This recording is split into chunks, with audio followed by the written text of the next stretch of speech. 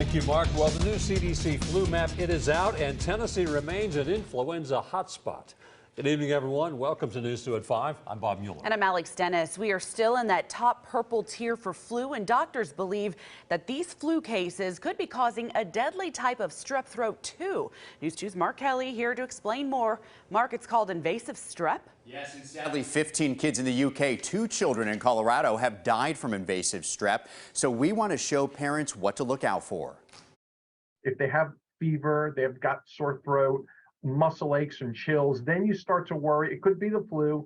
It could also be the start of an invasive group A strep infection. Dr. Joseph Gigante is a professor of pediatrics at Monroe Carroll Jr. Children's Hospital at Vanderbilt. He says that your run-of-the-mill strep throat is often successfully treated with antibiotics. But if that bacteria is not treated early, it could make its way into the bloodstream and lead to toxic shock syndrome or pneumonia in children. If your child is breathing faster, they're breathing harder, they're starting to have retractions, which is where the skin in between their ribs are starting to get sucked in, that would be a sign potentially that they have a pneumonia. Invasive strep typically hits the elderly and those with underlying diseases, not children, but also not this year. Dr. William Schaffner with the Vanderbilt University Medical Center believes that the viruses from the flu, RSV, or COVID can attack the mucous membranes in a child's throat, nose, or airway, inflaming them. And that allows bacteria from strep throat to more easily enter the bloodstream as invasive strep. This strep can get out of the throat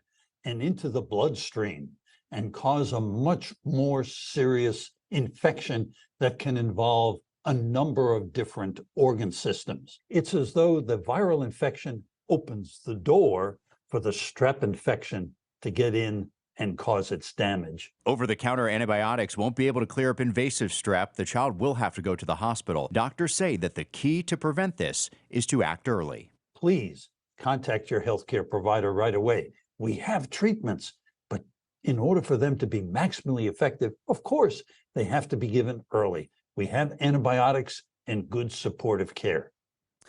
I do want to end on some good news. Doctors say that in general, strep throat, because it's caused by a bacteria, is not nearly as contagious as the flu, RSV, or COVID, which are, of course, caused by viruses.